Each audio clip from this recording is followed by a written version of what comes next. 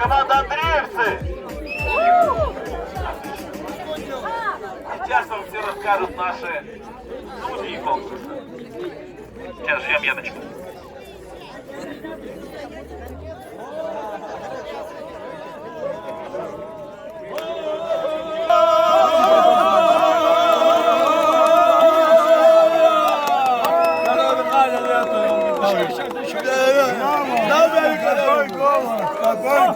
Абхазы с кабардинцами и кабардинками пьют абхазское вино.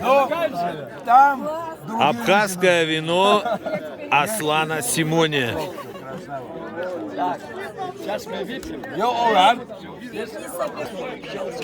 Это братья осетины отдыхают.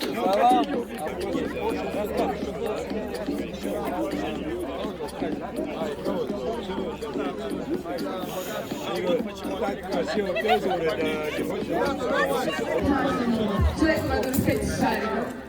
Протыкаете зубочисткой, выбегаете обратно к команде, возвращаете зубочистку. И следующий бежит хлопает. Все одной зубочисткой. Нужно, чтобы было одинаковое количество членов команды. Давайте проверим, кто у нас член команде. 72 национальности воевала вместе с нашим народом. Спасибо вам за доверие. Мы рядом с вами всегда.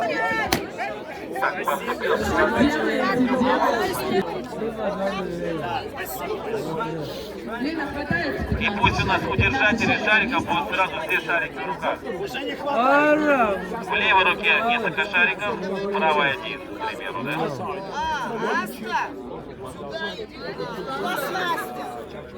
По 5 шариков каждый, 50 человек, 5 шариков, на 5 шариков. 5 шариков. А в чем заключается? Главное, чтобы было весело. Не-не, вы отсюда будете и бросать туда, да? Да не подбегать, ты выходил. Я слышу какой-то заговор. Посмотрите, какая великолепная команда. Ровненько стоит. Какая организация, а? Так точно. Порезать?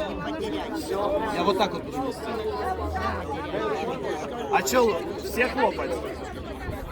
Так, сейчас посмотрим. Операция у нас. Я говорю, посмотри, какая организованная.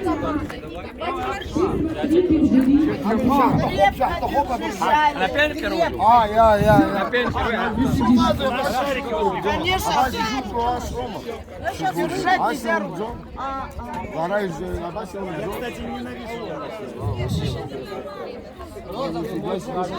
Так, я всего лишь сейчас озвучу то, что для шариков, удержатели шариков, назовем вас так, держатели шариков. Подбегает человечек, аккуратненько уничтожает один шарик зубочисткой, один шарик. Бежит, передает следующему участнику команды. Все просто.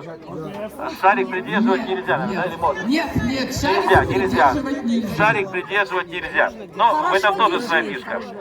Естественно, передаем зубочистку здесь. Все очень просто. У кого быстрее издержать без шарики, ну что, готовы все?